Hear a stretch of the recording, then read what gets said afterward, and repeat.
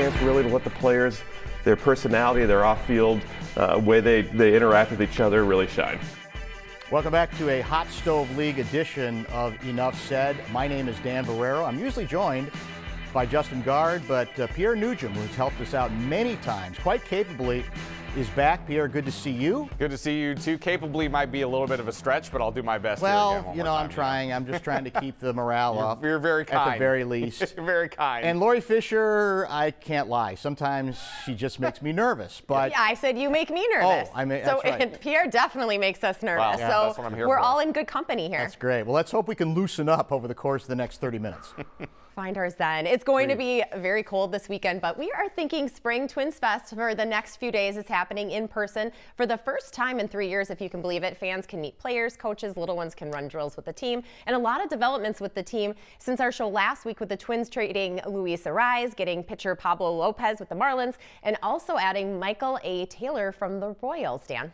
Well, it's been a polarizing week in Twins land because it was a week ago that trade was announced. And, you know, on my radio show, I think people were disappointed with me, Pierre, because they thought I would rant that here go the Twins again. They've got one legitimate player other than Correa in the lineup, maybe their best hitter in terms of just working the count and getting key hits in him. What are they doing, trading him for a pitcher I've never heard of? But I got to tell you, after talking to some people that I trust in baseball, they believe that this pitcher is definitely worth a look at potentially being as good as a number 2 pitcher. And look, if he's another number 3, then it's it is not a good move. But I don't want to be a fraud. I'm one of those people who said pitching, pitching, pitching, keep adding pitching. And I think even though this guy isn't a classic household name one, the people I trust believe he's got a chance to be a better starter than pretty much anybody this team has. So I'm willing to consider at least why the Twins went down this particular road. Email me if you want, tweet at me. I've ranted on the Twins a lot. In this case, I think it's a defensible move. What do you think? Yeah, I think when the trade was first announced, I had 2 immediate reactions. First and foremost, my first reaction was, oh, he's such a great interview. Yes. Luis is such a great interview. We're going to be losing that here in the media business selfishly. But at the same time, too, I thought to myself, if you have a guy who's a leadoff hitter, I know he wasn't an everyday leadoff hitter, but if you have a guy who is a capable leadoff hitter, batting over 300, can get on base almost every other time he's at the plate, you don't give that kind of production up. Now, granted, if you want to get something, you got to give up something, and that's just the nature of the business, not just in baseball, but in all of sports. And I think a lot of fans are going to miss seeing Luis Arraez at the plate. Sure. Jovial guy, great guy in the club, absolutely, and a great baseball player. But I'm with you, Dan.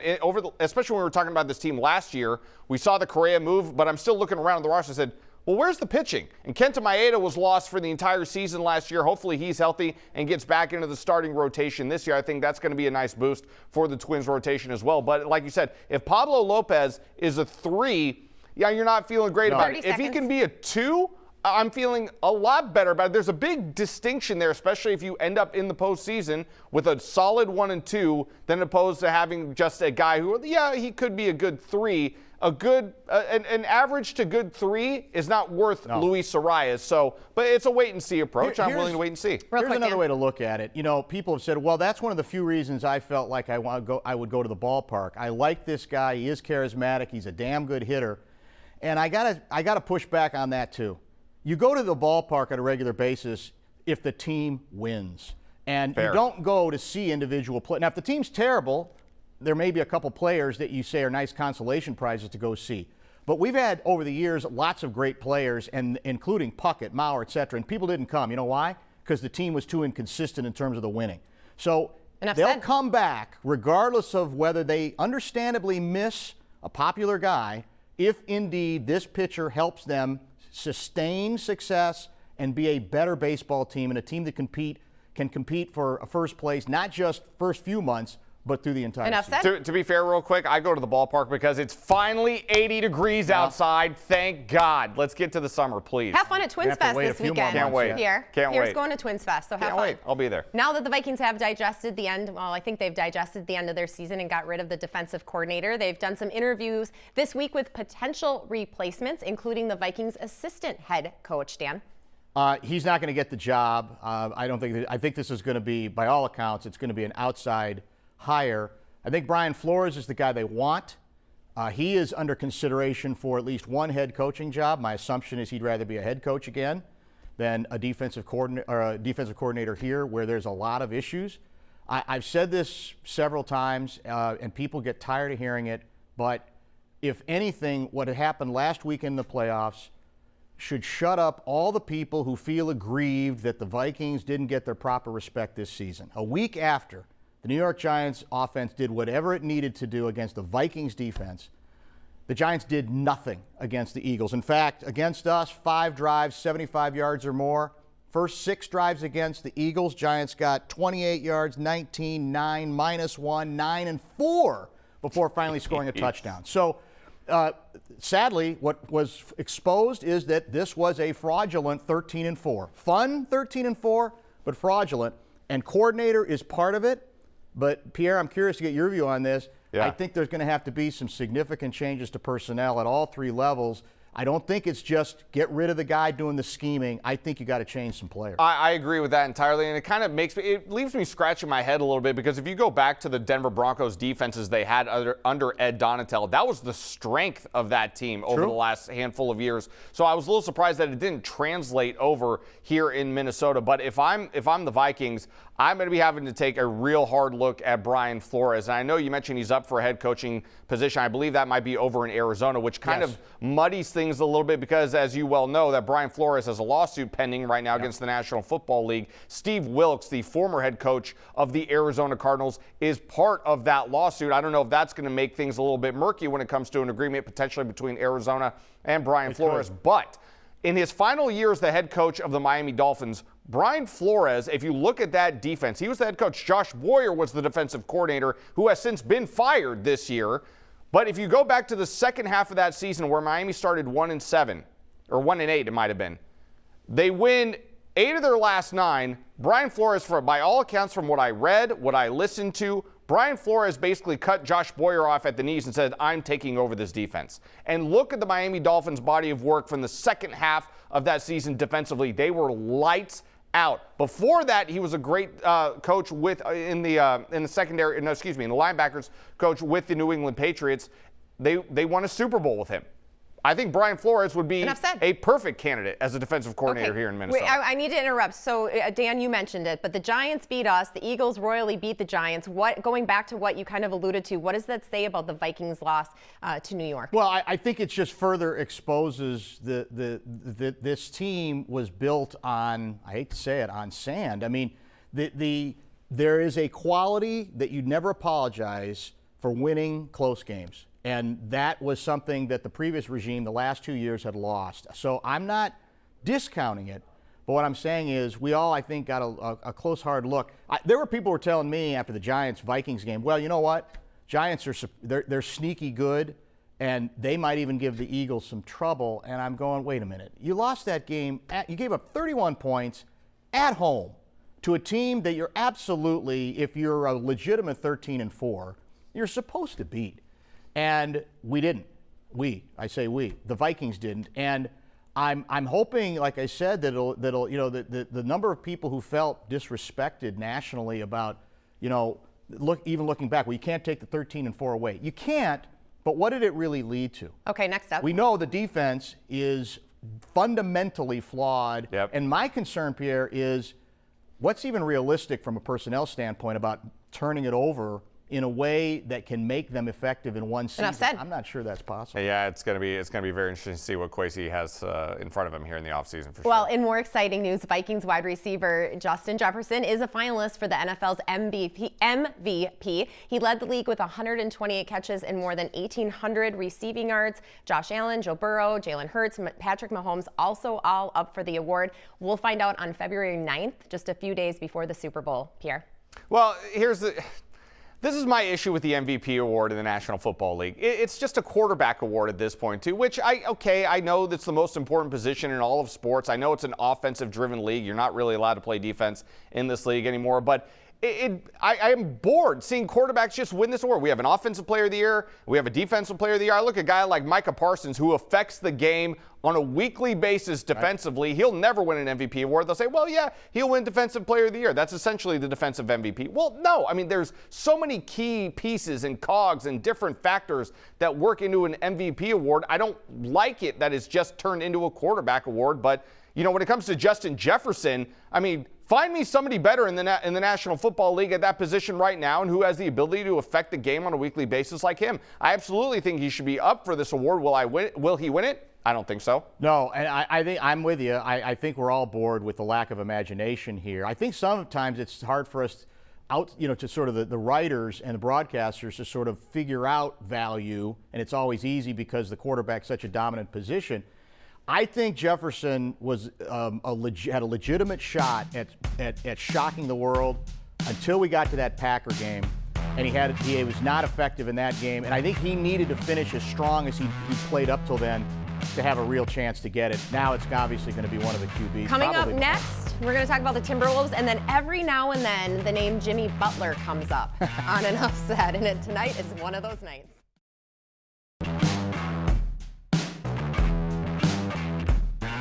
Welcome back to Enough Said with Pierre Nugent, filling in for Justin Gaard tonight with KFAN's Dan Barreiro. A great win for the Wolves when they beat the Pelicans on Wednesday night. Once again, Anthony Edwards rocking it with 37 points. They're at home this weekend, but still without Karl Anthony Towns. It is unclear when he's coming back after an injury sidelined him back in November. It has been just kind of a wild Wolves season. Dan? Yeah, it's been an uneven season. It's been less smooth than I expected, frankly. I was all in, despite how much was given up for Rudy, that I thought this team was ready to take the next step. And one of the mistakes I made was I thought, because of the progress they'd made last year, Pierre, that they had become what I like to call a more serious team. I really did. I thought they would be so encouraged by what they built by the end of the season that they were going to pick up right where they left off with a great defensive presence in the middle. And I couldn't be more wrong. They have gone back to being what some of us call unserious in terms of consistency of sometimes effort, sometimes commitment. You know, they've lost 6 games, 6 times to the 4 worst teams in the league.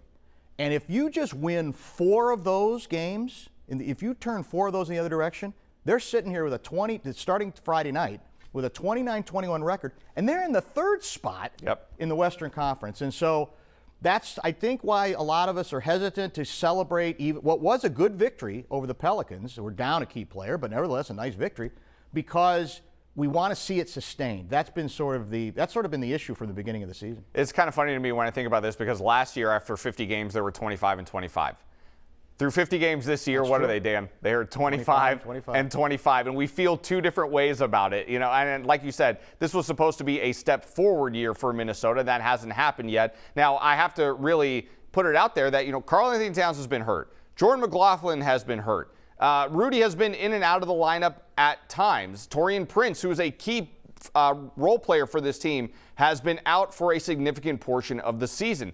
All of that factors into this at some point, so I'm not really sure whether to be pessimistic about it or optimistic that they're staying afloat despite all of those injuries. I will say that if you want to take anything away from the first 50 games, you know that Anthony Edwards is a prime-time player. He is a franchise-type player, and you are seeing it on a nightly basis. I have no idea where this team would be without Anthony Edwards. They would be near the bottom of the standings. 30 seconds. The good thing about what's going on in the West right now, if you look at the standings, only 2 or 3 games separate 3, 4 down to 10? It is so tight. There's a lot of basketball left to be played, but I have my reservations like you do. Well, all those are fair points. You know, Edwards, I think, if you talk to people around the league, they say the dirty little secret is if this team, as it goes forward, is going to get better, it's got to be Edwards' team. Absolutely. Even when Towns comes back. Absolutely. And I think there's some truth to it. And on Towns, sounds like there's a disconnect between the organization and the player, because he's starting to complain about,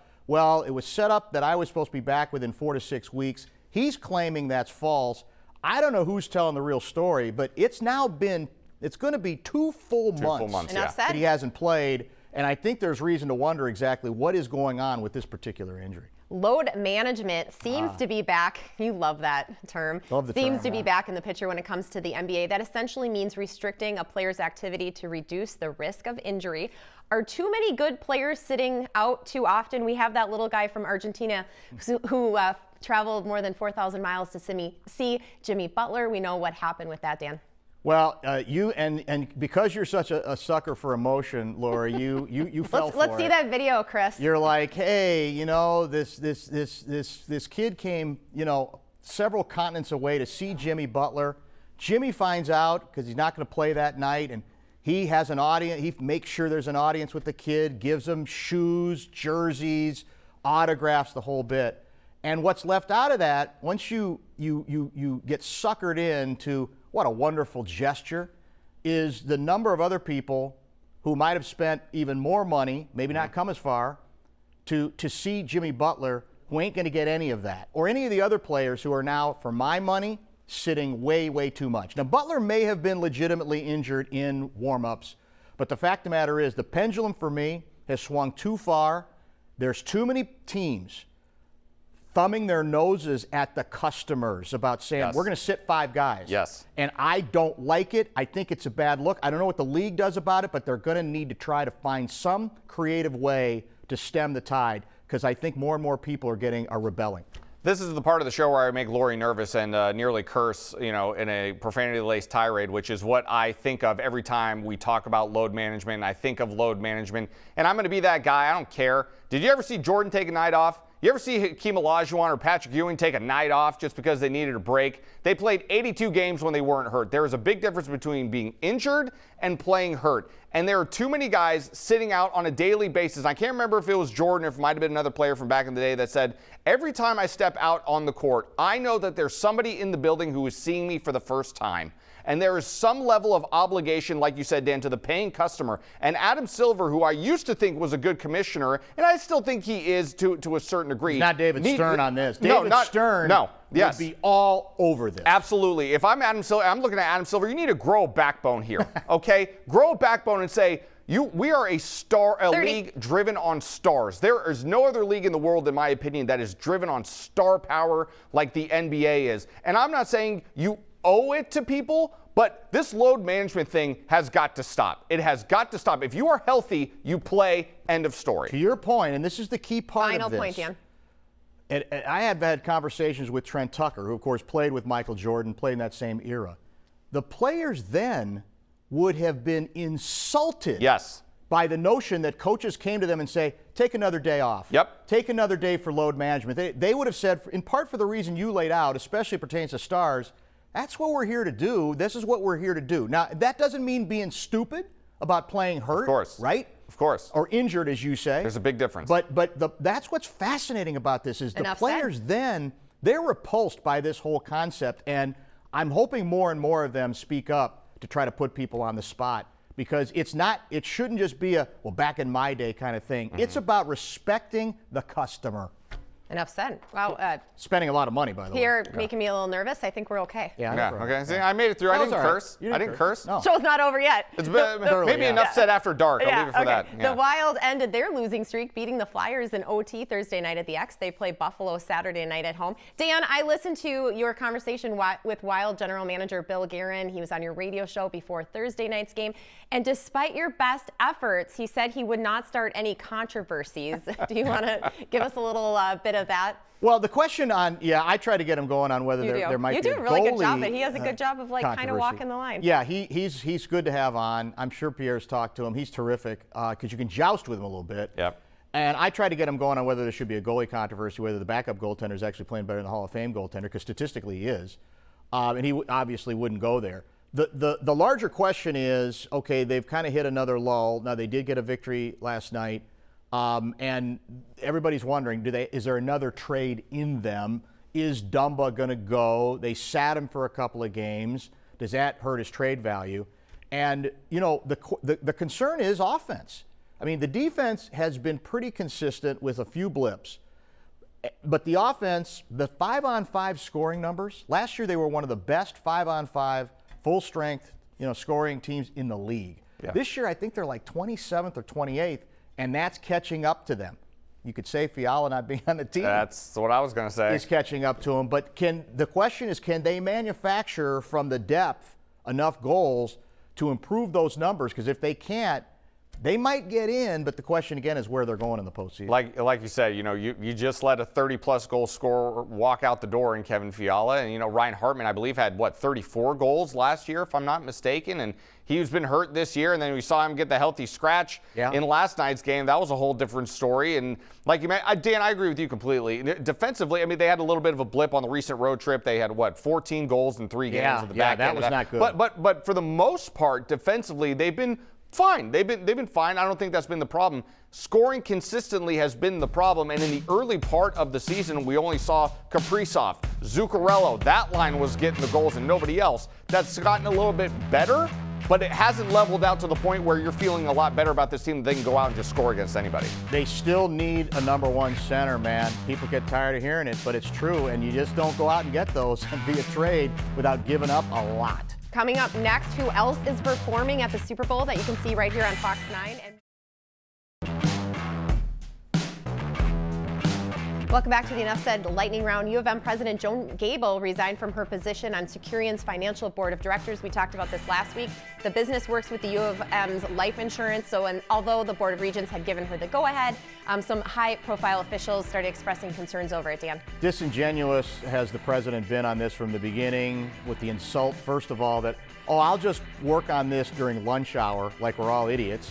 And then secondly, she went from, it was going to be a six-figure salary to, I won't take the salary. The whole thing has been a mess from the beginning, and they did what they had to do. We know Rihanna is the Super Bowl halftime big performance show, but now we know of some other heavy hitters as well. Country music star Chris Stapleton will sing the national anthem, and R&B singer Babyface, who I grew up with, a personal favorite in high school, will perform America the Beautiful. Pierre? Heavy hitters seems like a little bit of a stretch, doesn't it? I mean, I know everybody loves Chris Stapleton, fine, whatever. I think he's pretty big. Babyface was from, 25 years ago, whatever? Yeah, so what are you saying? Great, hey, great, good for you, whatever. Heavy hitters, though? Does Babyface still have a baby face? Probably. That's my question. And finally, voting is underway for MnDOT's 3rd annual Name a Snowplow contest. The top 8 vote getters will become a name in each MnDOT district. More than 10,000 submissions, whittled down to 60.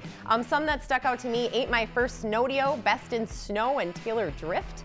And Vikas, an Enough Said super fan, Enough Sled. Okay. That is his. So we're going to have to put it in for next year's round of voting. Okay.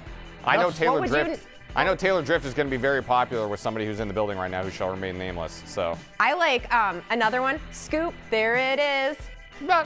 Dan, what's your name? I'm still trying to figure out why you're so fascinated with this phenomenon. I don't think anybody else cares except you. I don't know. More than 10,000 submissions. Enough Sled? Enough Sled's damn good. No, Enough Sled is brilliant. That's brilliant. The one. We have to get there. If we can't win an Emmy, at least let's get a plow named after us. Okay, we're out of time. Enough Sled. That's it.